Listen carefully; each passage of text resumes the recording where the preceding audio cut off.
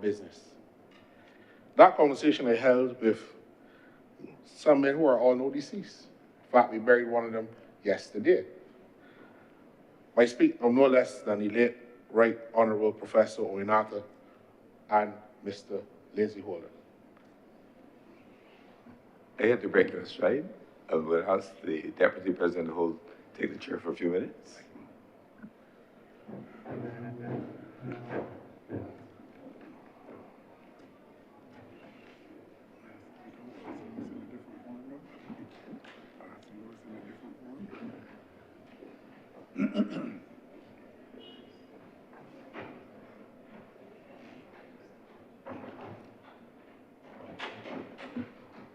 Please continue.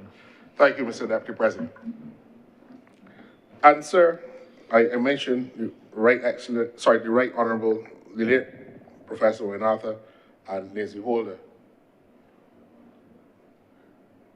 I want to mention also Mr. Timothy Simmons in this regard, because in my early sojourn in this place, Timothy, who's still alive, and Lindsay, who's gone to the great beyond, I got a lot of my tutelage in economic policy. And they didn't teach me economics because I didn't have to learn the fine attributes of econometrics and the measurement of the economy and those matters. But when we speak about economic development, we are talking about a fundamental shift in the way in which the economic landscape of the country performs and takes it to another level for the betterment and the welfare of the people. It is improving the material welfare of the people in a substantive and a substantial way. That is what differs the growth of the economy from the economic development of the entire society. And sir, Oyenatha, the late Professor Oyenatha taught me this. We can espouse all the theories of enfranchising people, but at the end of the day, if the government does not find the resources to pay for things like health, education, to pay wages and secure the country, you can only fund those by taxes, you can fund those by borrowing, or you can fund those by foreign direct investment. He came to office, sir, with a mission to transform the economic fortunes of the country, to grow the economy. We came back to office to do the same thing. But when we speak about the development of the economy, that is a fundamentally different question. And development, when you read Havelock Brewster, Lloyd Bess, Norman Girvin, the deep political theorists of the 1960s and 70s of the New World Movement, we understand that we're talking about shifting what you are ordinarily doing to another plane, to another level, to improve the material welfare of the people. Economists can speak to one thing, but policymakers at the level of governments have to look at other considerations. And I want to make that distinction here, because as a young university graduate, I question how everything in the tourism sector was given and owned by people who are not from Barbados, and what was the real benefit. We all can work in black and white was a famous retort that I used then. But understanding the movement of and the need for foreign exchange to secure the balance of payments and to ensure that the country has enough import cover, to ensure that money is generated in the economy, that 75% of the demand generated in the economy is the most important construct, notwithstanding our interlocking relationship with tourism and foreign direct investment. All of it comes together from a policymaker's perspective. So while we can ideally say we would only engage in economic pursuits that benefit the masses, and too many politicians get in these spaces and in other spaces and call the name of the small poor man or the small black man or the average man and working people just as a political mantra without any real understanding. But what Professor Apple was saying, then, if you do not get $2 billion of foreign direct investment in your country every year, you cannot maintain the standard of living in the country. How do you get that? And it's not talking about growing government's revenues, restructuring the tax base or the tax system and reforming it to make that perform better. $2 billion, not to take Barbados to the next level, but to keep Barbados in that position. So I have not done the analysis and I haven't consulted with those persons in the sectors right now. But I suspect that $2 billion is way short of what we need to maintain the standard of living in this country. And if we don't do it by foreign direct investment, if we do not, in a world that is driven by digitization, artificial intelligence, and data, how then are we supposed to take Barbados to another level of development? And that is the fundamental question, Mr. Deputy President, that I want Barbadians to engage with. So when you hear something about the Economic Diversification and Growth Fund bill, all of a sudden, everybody jumps out, we are now developmental economists. And we now start to bring out our shopping lists. We want a transformational economy. We want a approach that the government takes now to right the historical wrongs from colonial times to ensure that we enfranchise people. And that must come in legislation. You cannot legislate that, Mr. President. You cannot legislate that. You cannot legislate reindustrialization. You cannot legislate digitization of the economy. And I agree with the minister who led the bill. We have to be policy agnostic when it comes to the development of our country in the world that we live in. But we have a tenacity on the part of some people in the country to insult the intelligence of people by making things that are not threatening look threatening. Anybody goes through this bill, what in it is offensive? $225 million is half of 1% of the GDP of Barbados. But you're making it sound like the government is giving away all this money. And they're not going to be in their seat now because I have risen to speak. But when they were in power, what did they do with Cahill, Sandals, Four Seasons, Andrews Factory? All the investments under seal, nobody don't know. But we know that for almost 30 years, they ain't going to pay no taxes in either form. We are bound by that. Is that not loss of revenue? Taxes for 30 years so someone could build a hotel. Taxes for 25 years so somebody could build a supermarket. They have the temerity to speak about these things. Really? Now, this is what I speak about, the decisive difference, Mr. President, Mr. Deputy President. It harks back to the continuing mantra of the Democratic Labour Party on matters of economic development in this country. When the international business sector was conceived in the late 70s, early 80s, the response was the same. Men in white suits coming, landing at the airport with suitcases with money to trick Barbadians. That was the mantra. Opposed it bitterly. And I always make the point from this place, sir, when the Honorable President was the Minister of International Business from 1994, he was called in a budget speech by the then opposition leader, who subsequently became Prime Minister, to be the doyen of the business class. Because the international business sector was this dirty, muddy sector that the Labour Party was bringing, had no relevance. But the corporate taxation that we were able to realize allowed this country to lower the land tax so that people living in chattel houses, like my grandmother, would not have to pay the Treasury a penny, so that the reverse tax credit on working people below a certain economic threshold will be part of the economic reality every year. There is no sector in the diversification of the Barbadian economy that the Democratic Labour Party has ever supported in its political history.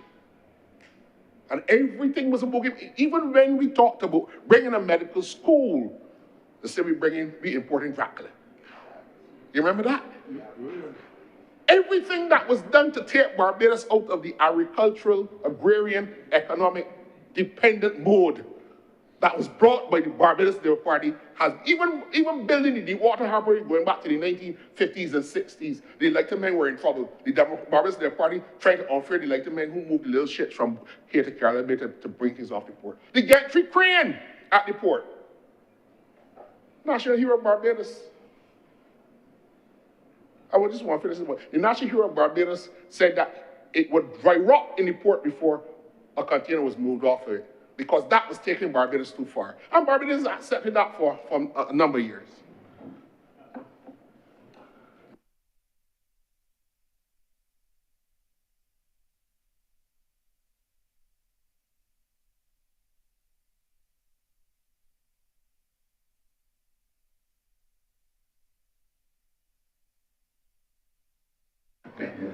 Please proceed, Senator Nichols.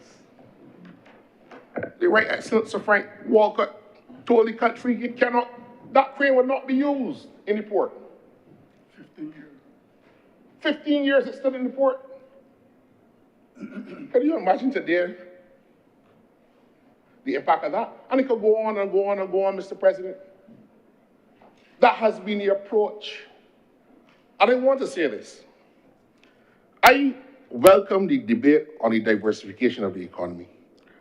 I have my own particular view on it, but the minister, I accept that we have to be policy agnostic. We can't prescribe or proscribe what that economic diversification path will take, and that is why the legislative framework is set up in the way in which it is. Mr. President,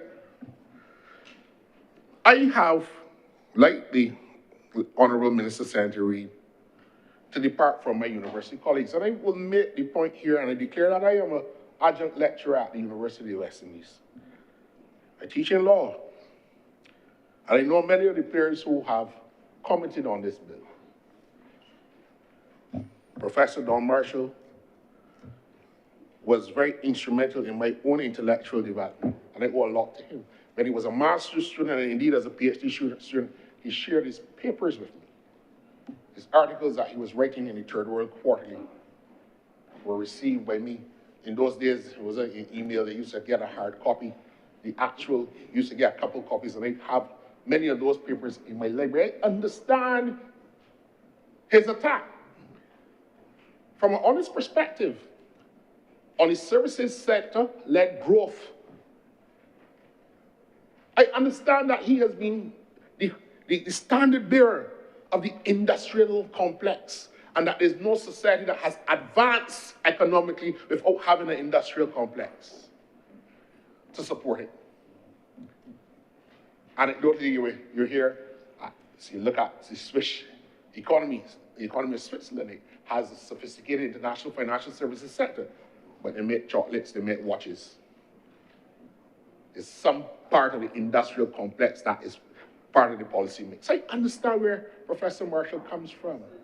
But I also understand that when you set out to double the per capita income of the country and grow the economy, there's certain policy choices that a government has to make, given the mix of issues that it has to confront.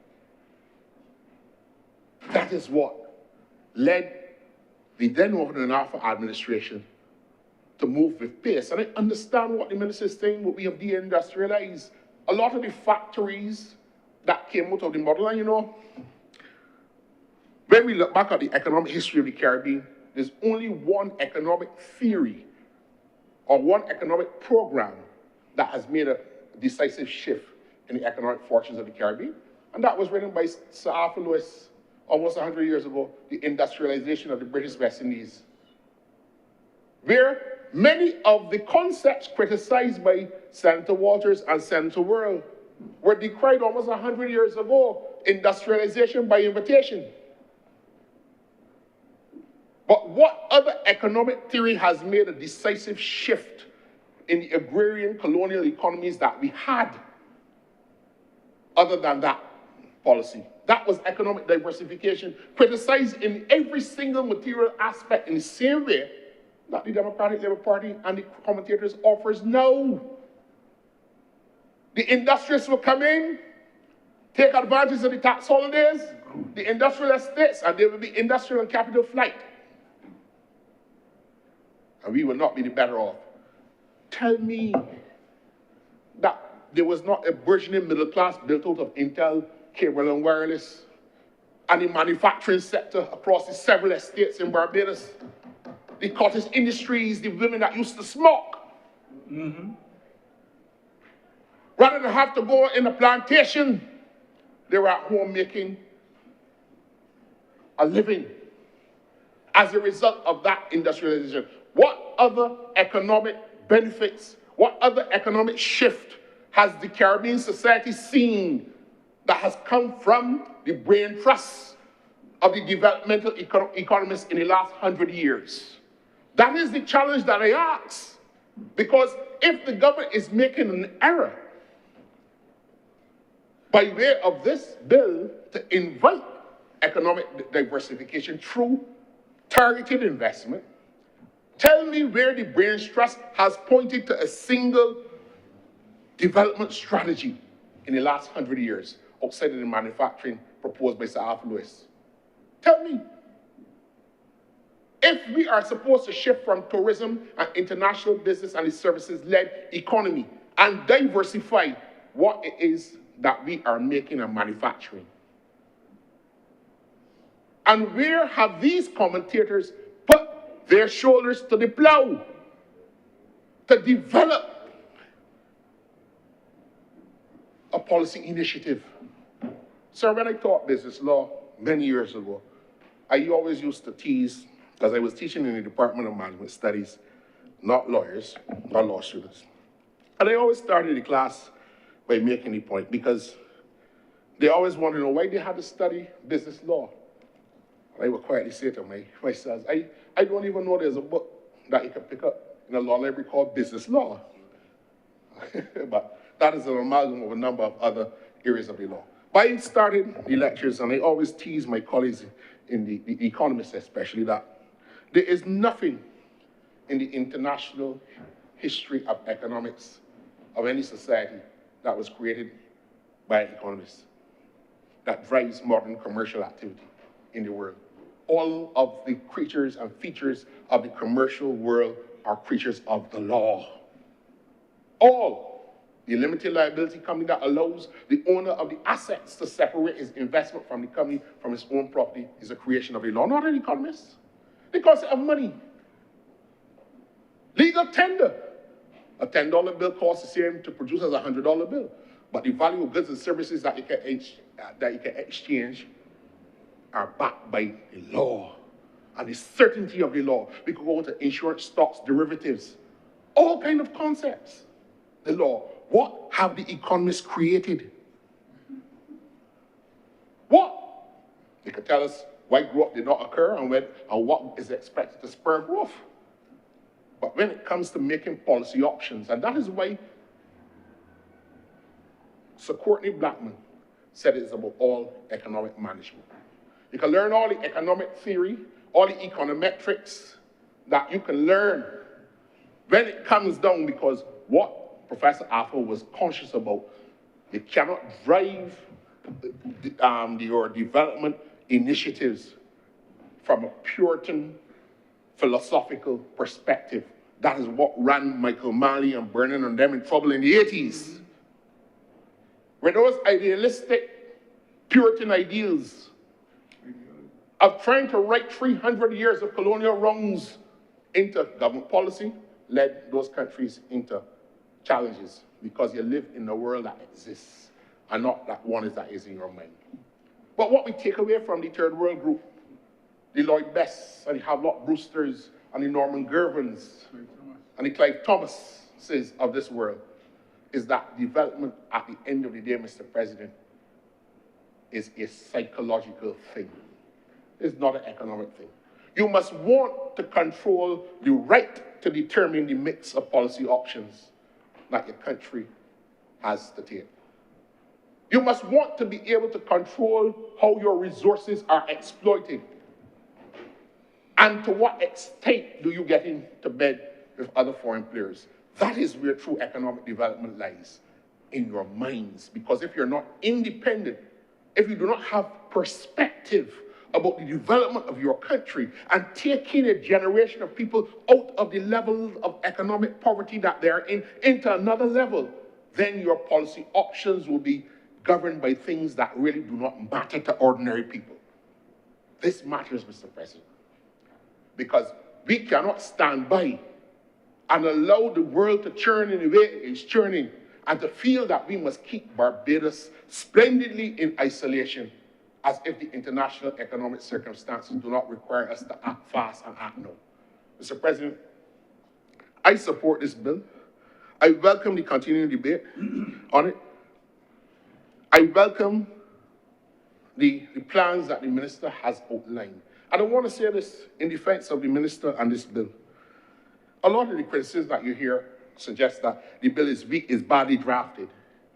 But you don't draft policy in a bill.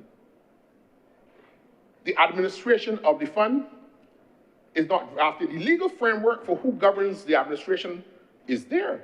But what they're going to do on the sit down when they're making the decisions cannot be drafted in legislation.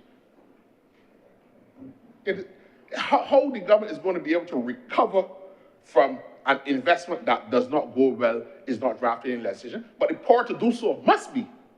So when you hear people saying that the bill lacks a lot of detail, that is really taking advantage of the innocent. That is what it really is, because there's no commercial contract that is going to detail the operations of every single material particular that exists between the two contracting parties. A lot of it is through the course of dealings within the ordinary concept of commercial reality. And what are the ordinary commercial terms that a reasonably informed business person would exercise at that point in time? These are business realities that a court will enforce even if it's not in the language of the contract. So that the bill is being criticized for not having a lot of what the day-to-day operations of the policy when it is enacted. Now, we can legislate what the Gross Council must consider. 1, 2, 3, 4, 5, 6, 7, 8. Suppose there's 9, 10, 11, and 12, and 13. Should they ignore them because the law does not say so? What if something in it is no longer operable or relevant to the particular consideration? But the Gross Council must say, we must take number 4. But number 4 is not relevant, so therefore the project can't work because the legislation has hamstrung you, put on economic handcuffs on you. They don't draft legislation in that way. And I want to assure the country that the law is sound. If it has to be amended as experience shows and demonstrates after a period of time, that is what we sit here to do. No law is passed in its purest form in perpetuity. That is why the legislative oversight in respect of legislation is important and an important role for this House and the other place to exercise. You're not going to get it right. So why criticize a bill that gives a framework for economic diversification and to grow a fund to ensure that we are in a position to expand investment in the country, secure jobs. And when we speak about securing jobs, we're not only talking about the jobs that we have, we're talking about securing the jobs of the future for the people of the future, Mr. President. There is a decisive difference between the two political philosophies that have governed this country for many years. And I want to say to Barbadians that the center world is saying who are concerned, we are going to be judged by the ability to look our children in their faces and tell them the policy options that we took. Some may have been on the basis of forecasting. Some may have been on the basis of real experience. But we made the best economic choices for the people of Barbados. Mr. President, I close by making a reference to this African proverb. Every morning, the Serengeti, the lion knows he must run faster than the fastest gazelle. If not, he will not eat. He will starve. Every morning, the gazelle knows he must run faster than the fastest lion. If not, he will be the lion's lunch. It matters not whether you are a lion or a gazelle. Every morning, you rise and you run fast. Mr. President, Barbados must run fast. Barbados must not stand still. And this country will have to make the determination as to whether a political party that has never brought real economic policy options. Mr. Barr said, he would love to see the day of PM Blair would never go in Barbados again. But they cannot tell you one single economic initiative to transform Barbados, to develop the country, not to grow the economy and to maintain growth, but to take it to another level. We can tell you that between 1994 and 2008, the economic fortunes of this country and every Barbadian were improved. The other countries in the Caribbean that had governments in power longer than we were in power. I don't want to call out. But if you talk to the Jamaicans, PJ will tell you that between Seaga, and Portia, they were in longer than Wayne. But the per capita income of Jamaica didn't change in that 18-year period. We doubled ours in 14. Economic development, the fundamental basis and ethos of the government's mission is to improve the lives of our people materially. And Mr. President, I'm obliged to be associated with a bill like this that does so. I thank you. Thank you. Thank you, Senator Nichols. Are there any other speakers? Senator Reid.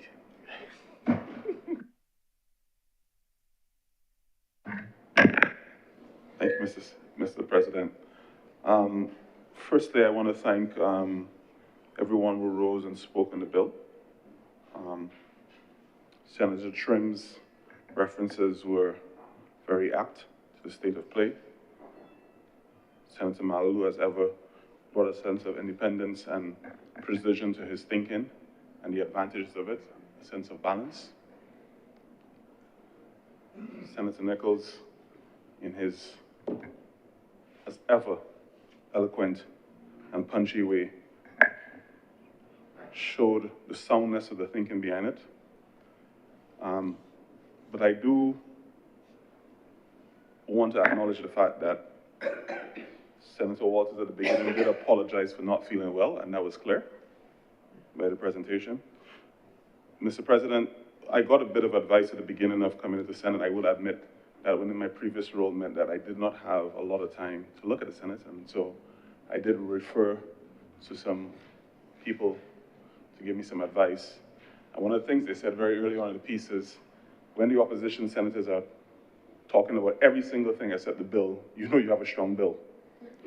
And this was clearly the case. They talked about every single thing.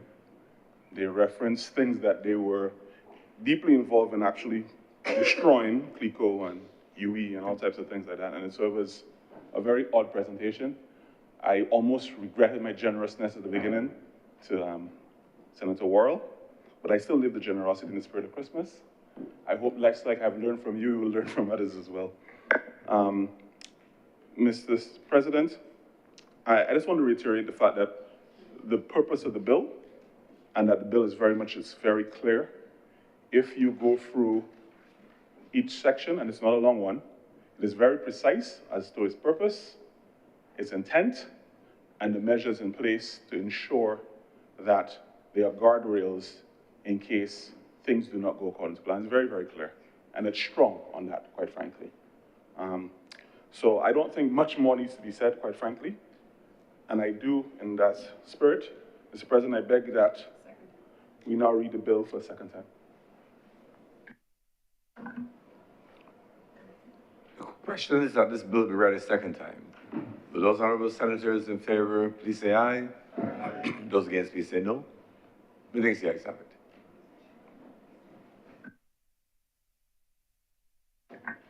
Mr. President, I beg that you now leave the chair and the Senate resolves itself into committee for further consideration of this bill. The question is that I do now leave the chair and the Senate resolve itself into committee for further consideration of this bill. Will those honorable senators in favor please say aye? Aye. Those against please say no. Methinks the ayes have it.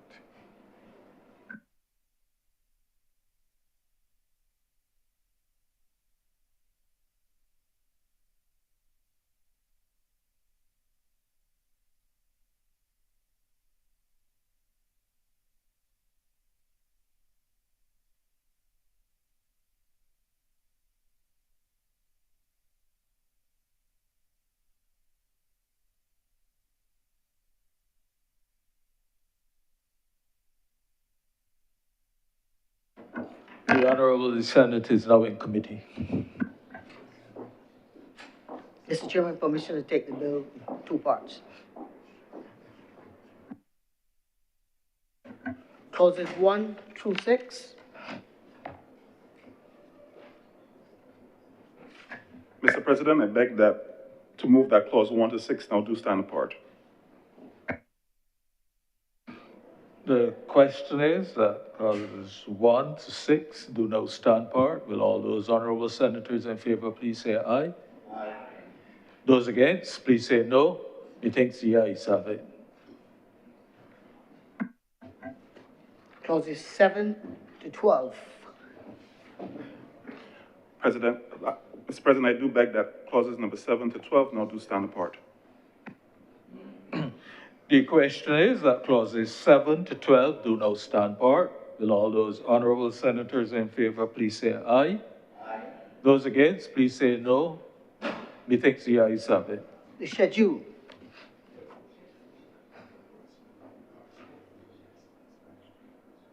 Mr. Chairman, I beg that the schedule be the schedule to the bill. The question is that the schedule be the schedule to the bill. Will all those honorable senators in favor please say aye? Aye.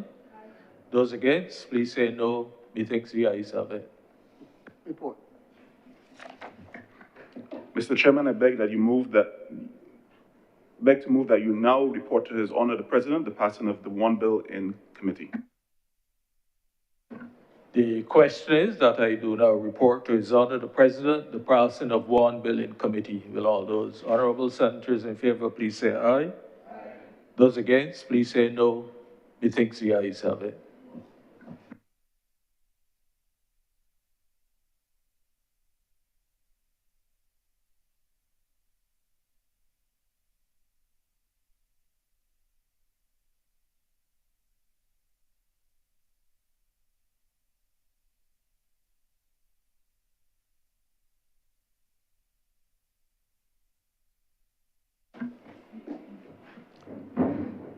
The chairman has reported, the deputy president has reported the passing of one bill in committee. Mr. President, I beg to move that this bill now be read a third time. The question is that this bill be read a third time. Will those honorable senators in favor please say aye? Aye. Those against please say no. Methinks the ayes have it.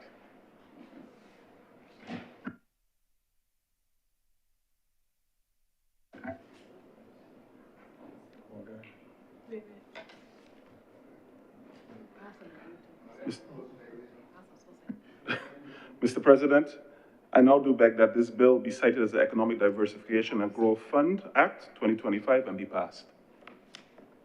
The question is that this bill do not pass and be cited as the Economic Diversification and Growth Fund Act 2025. Will those honorable senators in favor please say aye? Aye. Those against please say no. Methinks the ayes have it. This bill is now passed and so cited.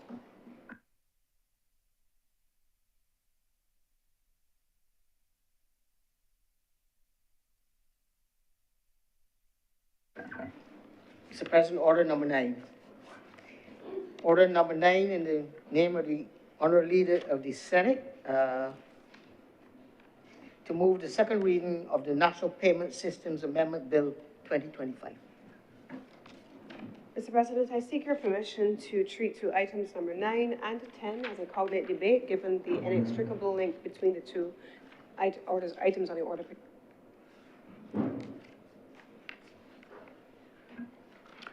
The question is that items on the order paper, numbers 9 and 10, be treated as a cognate debate. National Payments Bill Amendment to the Central Bank be treated as a cognate debate at the second reading stage. Will those honorable senators in favor please say aye? Aye. Those against please say no. Methinks the ayes have it. Please proceed and ensure to cover both matters in your second reading speech. Thank you very much, Mr. President. These are two simple but significant items, and I want to begin my presentation today by attempting to go through the first one, Order number 9, Mr. President, speaks to the National Payment Systems Act, and it makes a number of amendments. You have amendments being made at clauses 2 through 7, and I will go through what those are. You have the repeal and replacement of earlier sections of the previous legislation at sections 8 and 9, and further amendments all the way through clauses 15. Now, Mr. President, in the first instance, the amendments are correlated to the second item on the order paper, the Central Bank of Barbados Act of 2020, and it makes a number of changes. If you go to the legislation itself, it does the following things. One, it seeks to harmonize the definition of the national payment system and to be able to embed that definition in the previous piece of legislation to which I spoke. It seeks also to make better provision for the bank, that is the central bank, to be exempt from tax and regulatory requirements in this instance, and it also seeks to give guidelines and directives issued by the bank's board of directors, the force of law. So now I want to get into the actual amendments, Mr. President. In the first instance, the central bank tells us that they undertook an assessment of the national payment system, and they looked at that in accordance with the national interest. What is in the interest of Barbadians? Every single transaction, Mr. President, that Barbadians undertake and interact with in the banking system is a part of the overall national banking, or rather national payment system. And so the bank sought to look at how we were going to look at the payment system, and more specifically, the clearing system. They undertook to engage an entity known as the International Bank for Reconstruction and Development. We know them by a different name, Mr. President. And so they undertook to get the top international advisory support to look at a modernization plan for the Barbados payment system and to introduce an instant payment system for Barbados. Now, we've seen a lot of the advertisements in the newspapers, we've seen the communication coming out from the central bank, we've seen the social media updates, we've had town hall meetings, we've had consultations with stakeholders, and so we know what the central bank has been undertaking to do. They have, in so doing, Mr. President, consulted extensively. They've met with the banking community. They've met with the business community. In my own ministry, Mr. President, they've met with the small business community, because this is a measure that directly benefits the smallest of the small. They have met with the entrepreneurship community, Mr. President, and they have continued and have committed to continuing with this level of engagement. And so they have indicated to us publicly, and I will share here in the chamber tonight, what they intend to do. They intend to undertake the implementation of the system in a phased approach.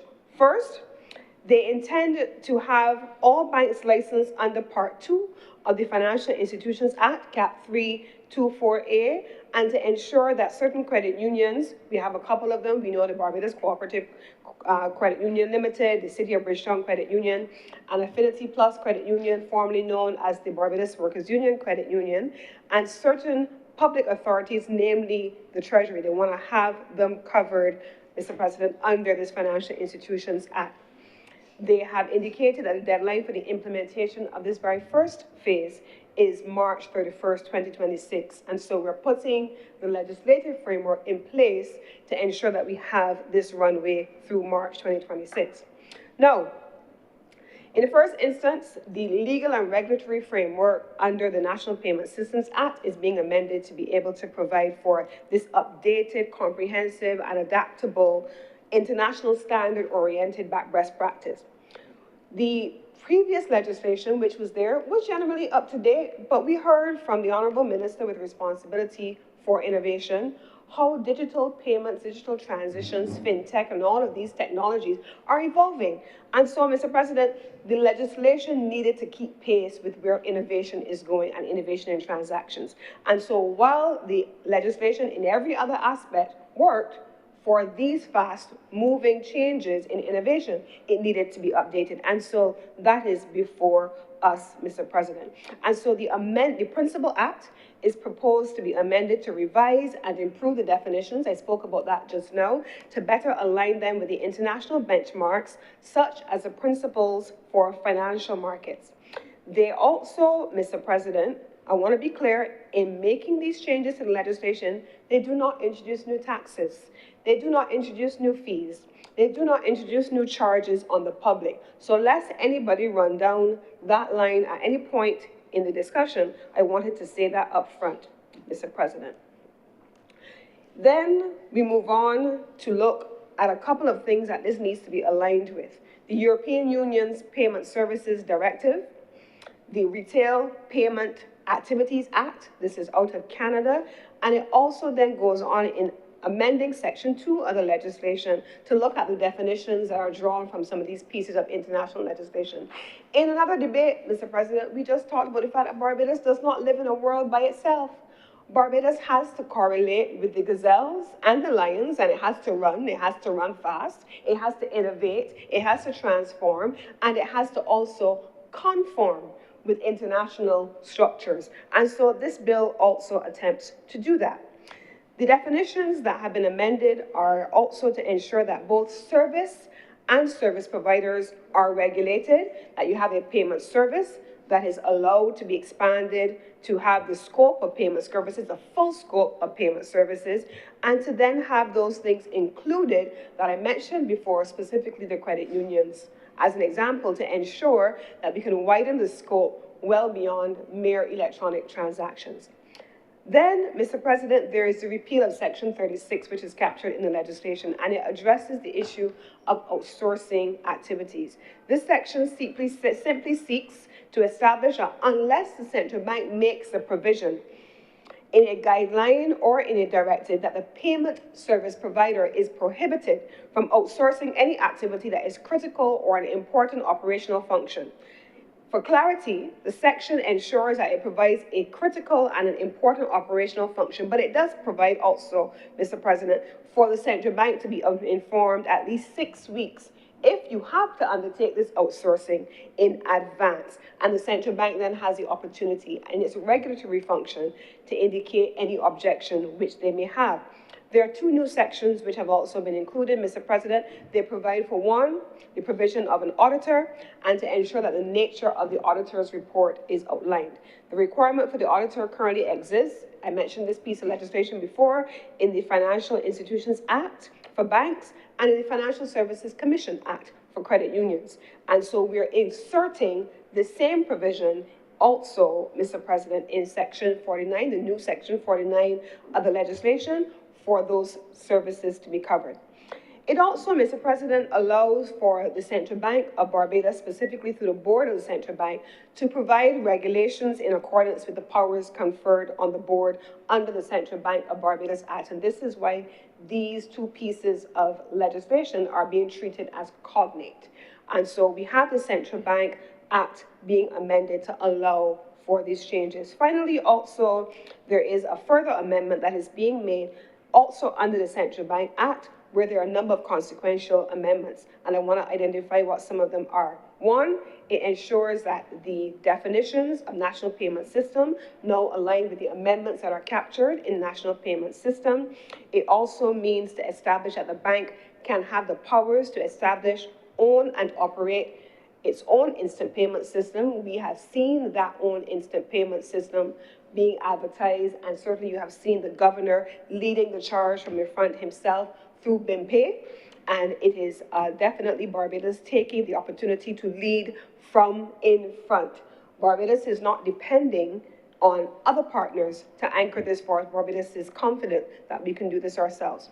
And so, although not directly through the instant payment system, the legislation in the Central Bank Act is also being amended to include a list of exemptions, and I mentioned that in my initial overview: the payment of value-added tax on the goods and services obtained for the direct benefit of the bank, and the payment of import duty on any goods obtained for the benefit of the bank. And so finally, on this legislation, as I go through the amendments themselves, so that I'm very clear on what the bills are intended to do before having a more general conversation, the Central Bank Act of Barbados has also been amended in this proposed for amendment to insert a new Section 72A that would provide for the directives and the guidelines issued by the central bank in its authority as the monitor for the market to have the force of law.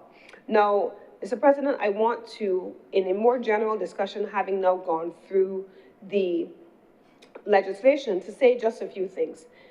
This bill is necessary for a number of reasons. One, as the payment landscape evolves, the central bank's statutory powers must also empower them to function as the regulator. We know that they're already the regulator, and so the legislation now allows them to not just function as the regulator, but to embed it in legislation, and to then position them to be the guardian and the custodian of the financial and payment system, and to ensure that it has the stability that is necessary. It equally, Mr. President, reinforces the institutional capacity of the bank to manage systemic and technological risks. By vesting this authority in the bank, the kind of thing that we hear from Senator Reid all the time about technological evolution, cyber risk, cyber crime, protecting our data, those are the kinds of things that the central bank has been very aggressive on in protecting the country's data. We also want to be able to have, Mr. President, the ability of the central bank to have enhanced powers to issue binding directions, standards, and guidelines. We have seen the central bank and the governor of the central bank issue a number of standards and directives to the commercial banks that Barbadians have lauded. We have seen a very active and a proactive, business-oriented and small man-oriented leadership coming from the central bank, where they have taken the banks in some instances to task. And they have now, in this legislation, put the provisions in place for a lot of those regulatory provisions that they have made into legislation and given them a stronger legal foundation. How do the bills work together? Mr. President, they're complementary. That's why we're doing them as a cognate debate. The National Payment System Bill, in the first instance, sets the rules for the payments ecosystem, and the Central Bank Authority Bill ensures that the central bank has the authority to enforce their rules. Together, they modernize the Barbados payments architecture and the regulatory framework in a coherent and comprehensive way. There is also, certainly from my ministry's perspective, the protection of consumers. Consumer protection and safety systems being strengthened. If you look at the way in which BIMPay has been structured and how it has rolled out, there is that embedding of customer protection. And it is important, and I want to take the opportunity to say this while speaking on technology and the use of technology in providing services. There has been a discussion about how persons who are not necessarily technologically savvy, not necessarily the most gifted with technology, how they are going to interact with the system. The central bank has accounted even for that. And they have made it clear that even where there is a platform, that there's the ability to interact with people. They have made it clear that there's a standard that they're going to be adhering to and that they're going to be holding service providers to. Now, Mr. President, this is a bit of a segue because I want to say here now. A lot of times we see businesses talking about technology and having these online systems and these platforms, and people feel as though they're left out. People feel as though they're being left behind. And we have to be able to ensure that we have not just coherent legislative and regulatory reforms, but we have inclusive, people-friendly strategies to roll them out so that average Barbadians, including our elderly, and for people like me who want to be able to navigate the technology, yes, who need to be able to minimize how much it costs from one transaction to the other, who want to be able to make sure that you're able to complete your transaction without the inconvenience of having to run from one place to the next. Online technology systems work. But you know what, Mr. President?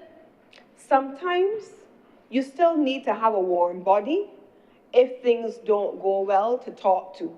And it is important that these things still allow for those occasions when, after you have done all that you can to resolve it through the technology platforms, after you have done all you can do through chatbots and those kinds of things on your platforms, that if you can go no further, if you can't get any assistance from the technology on its own, that some person who understands you and some person who speaks your own language is going to answer a call ultimately on the other side of that call. And so that is what the central bank has committed to. It is what they have done. They have made economics friendly. It has become economics 101, economics for the average Barbadian to understand, and they have done a phenomenal job of explaining BIMPE and the legislative framework, what it aims to do, and how it benefits consumers to all Barbadians. And so this is the bill before the Honorable Chamber. Orders number 9, I have gone through, and 10, and I beg to move with these few words that this bill now be read a second time.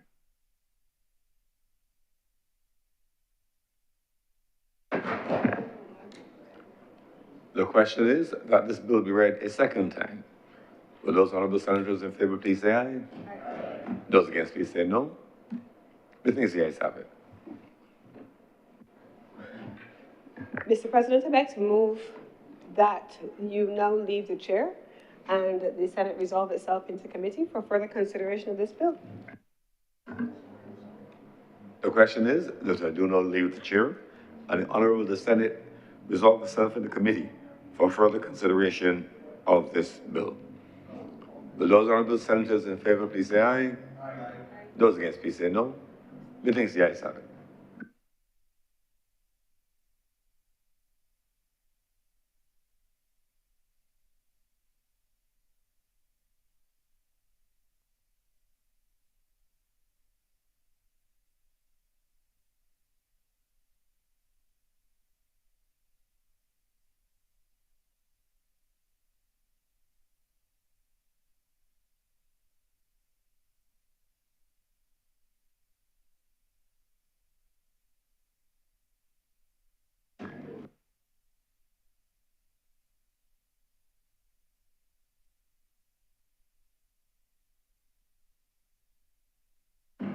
The Honorable Senate is now in committee.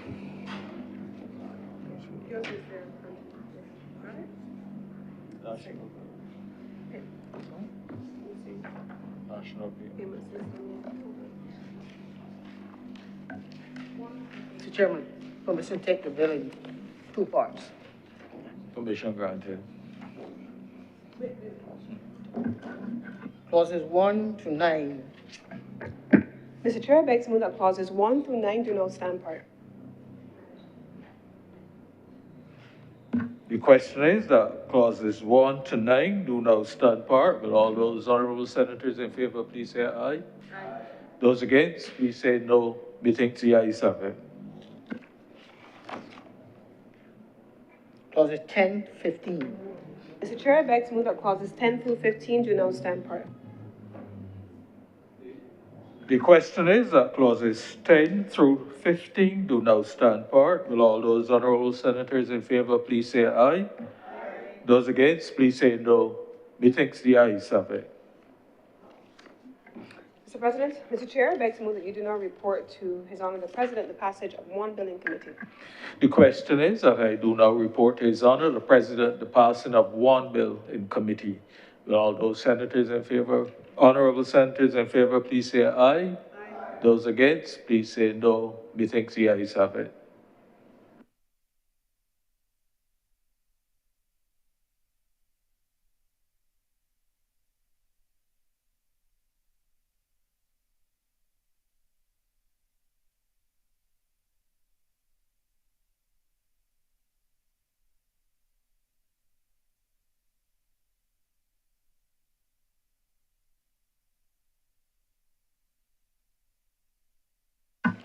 The chairman has reported the Deputy President has reported the passing of one bill in committee. Mr. President, I beg to move that this bill be read a third time. The question is that this bill be read a third time. Will those honorable senators in favor please say aye? Aye. Those against please say no. We think the ayes have it. Mr. President, I beg to move that this bill do now pass and be cited as the National Payment System Amendment Act 2025. The question is that this bill do not pass and be cited as the National Payment System Amendment Act of 2025. Will those honorable senators in favor please say aye? Aye. Those against please say no. We think the ayes have it. This bill is now passed and so cited. Order number 10, in the name of the Honorable Leader of the Senate, to move the second reading of the Central Bank of Barbados Amendment Bill 2025. Mr. President, I beg to move that this bill now be read a second time. The question is that this bill be read a second time. Will those honorable senators in favor, please say aye. Aye. Those against, please say no. Methinks the ayes have it. Mr. President, I beg to move that Your Honor do not leave the chair and the Senate resolve itself into committee. The question is that I do not leave the chair and the Honorable the Senate resolve itself in the committee for further consideration of this bill. Will those honorable senators in favor, please say aye. Aye. Those against, please say no. Methinks the ayes have it.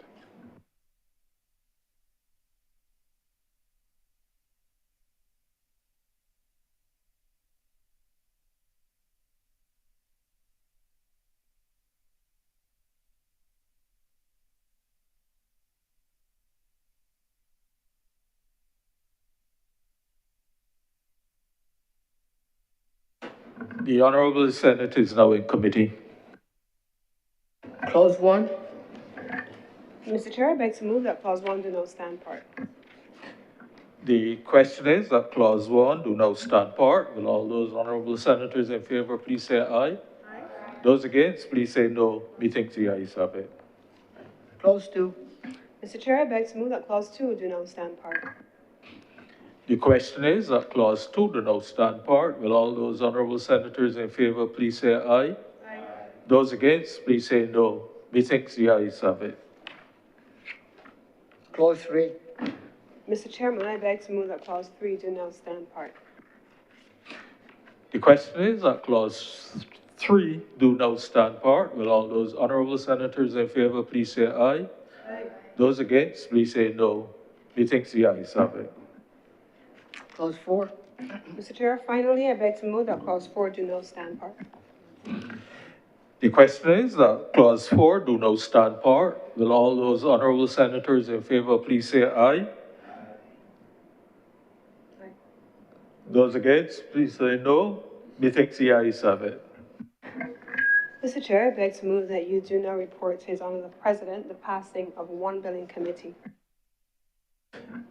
The question is that I will now report to His Honor the Honorable President the passing of one bill in committee. Will all those honorable senators in favor please say aye? Aye. Those against, please say no. Methinks the ayes have it.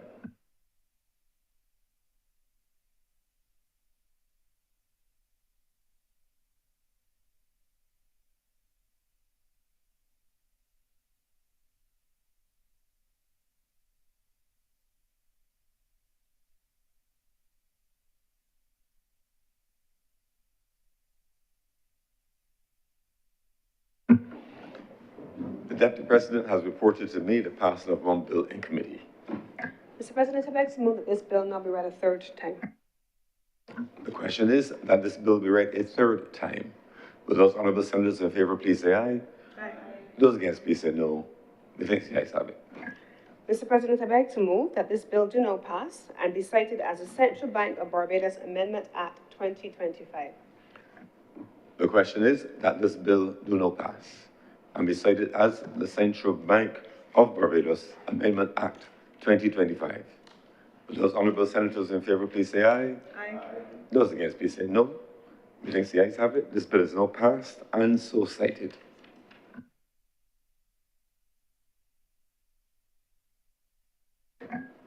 Mr. President, that brings us to the end of government's business for the day.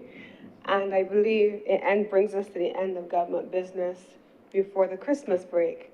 And I want therefore to take the opportunity to thank all honorable members. Certainly in the years since I have stood in this place, every December we have this long marathon session to close out the legislative year and to ensure that we are in a position to have the order paper tidied up, cleaned up, and all matters are off the agenda and have been settled before the end of the year. And I want to thank all honorable members who every year go through this exercise to make sure that we have stood on business and acted on behalf of the government and on behalf of the people of Barbados, and certainly for those on the government side, that we have served the people on whose behalf we have been asked to lead, and for all members of the Senate who are here representing the people of Barbados as Barbadian citizens. I want to take the opportunity also to express my appreciation and that of the government senators, but I would risk in this instance, and I know others will speak for sure, but on this occasion, I'm quite comfortable speaking on behalf of all senators. I want to express our appreciation to the staff of Parliament who serve us week after week after week after week. The parliamentary staff that sit here, who manage the back end of everything that has to be done, make sure that bills are in order. They manage the legal processes, all of the procedural elements of our debates every week, Mr. President, and make sure that before we step foot in these chambers, that everything is in order for the debate. And I want to thank them, from the clerks, the deputy clerks, the administrative staff. Thank you for your service.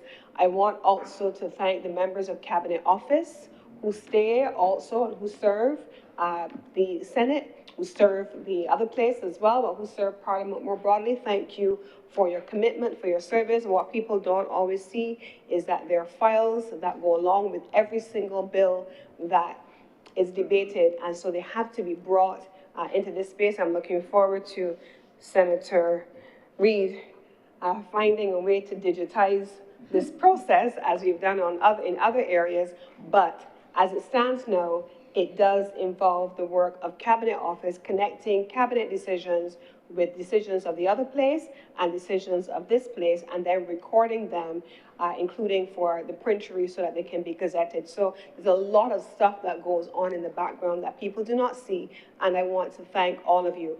The staff downstairs, the catering staff that provide lunch and snacks in between that allow for us to have these very long days. Thank you very much for your service. The police officers who maintain security from the gate and internal to the compound, thank you for your service. The government security guards who are sitting downstairs at the entrance, thank you. The custodians who keep the bathrooms clean, and the wait staff that keep the members' lounge tidy, the ground staff that make sure that we have space to park our cars, as well as the security guards. Thank you, thank you, thank you. From every administrator, every manager, every custodian, everyone who works on this compound right here in Parliament, the IT teams that make sure we have Parliament TV running, thank you for your service. The caterers who also are bringing the food onto the compound every day. This is a significant operation every single day that we are sitting in this place, and it can't be done with any individual alone. And so I want to thank us for working in service to our country over the course of yet another year. And I want to wish every member of the chamber, every member of the Senate and the Parliament family, and your families who give up their time to allow you to be here in service to your nation. Thank you very much on behalf of the government of Barbados. And with these few words, Mr. President, I'm going to say the thing that I know many of us are waiting for me to say all day. I beg to move that this sitting be adjourned. Sine die.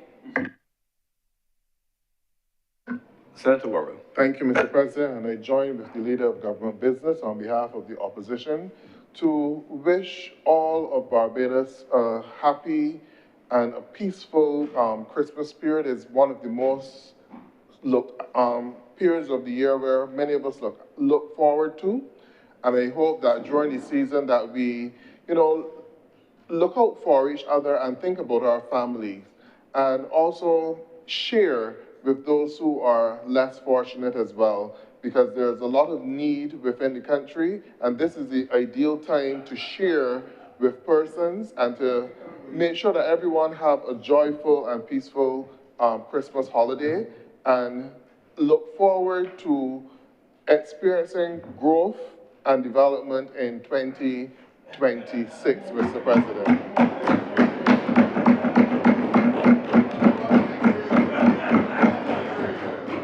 And Mr. President, I would also like to take the opportunity to thank the many players who assist us in this Parliament. There are many persons who work with us here who the public do not get the opportunity to see. But, they provide tremendous support to us throughout the day, and they are with us in these long hours, even as we are leaving here close to 9 o'clock, they have to still be at their desks and still working, and they take their breaks when we take a break as well. So we want to thank them and wish them too a very happy Christmas, and that they do get an opportunity to get some rest and come back in 2026 replenished. Also to the security, the police staff, and to the listening public out there as well. Do have a wonderful Christmas. Senator Nurse. Mr. President, I too would wish to join the chorus of my fellow two senators in wishing, first of all, you, sir, and your family every best wish for the Christmas season and into the next year. I also wish to express similar sentiments to the government senators and the opposition senators also, and to my all fellow independent senators. And of course, like all the others, I couldn't leave out the staff who work here and who are always willing to help us along in any way they can to make life as smooth and as easy as possible for us as we do the people's work when we come here, whenever. And so I just want to wish everyone a very happy, joyous, and peaceful Christmas. We've had a pretty busy year, and so I encourage you to take time out as we have this little recess to have some rest and relaxation and enjoy yourselves until we come back to start another year. Thank you, Mr. President.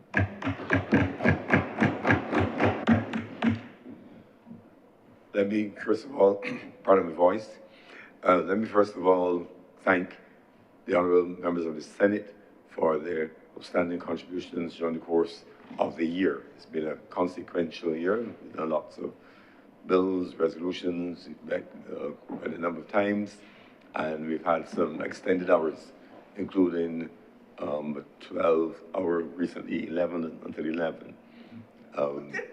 I thought we were about to do that again. Why are you looking at me today. sideways? But thank you for your service to this country, via your service here in the Senate. Let me say that as I sit here, keep in order, I'm also enjoying the rich and diverse contributions and learning new perspectives from a range of very talented and capable persons right around the table. So I want to urge you to continue into the next year. So thanks again to you. Thanks, of course, to the clerks at the table, the other members of staff, the cabinet office, the police officers, and all the whole team that keep us going. No. And I want to wish all of you a very blessed Christmas, a very happy New Year, and same to your families as well. I trust that if there's not a need for instant departure, that the honorable members of the Senate will join me in ending the evening in a suitable manner downstairs. I wish you all of the very best.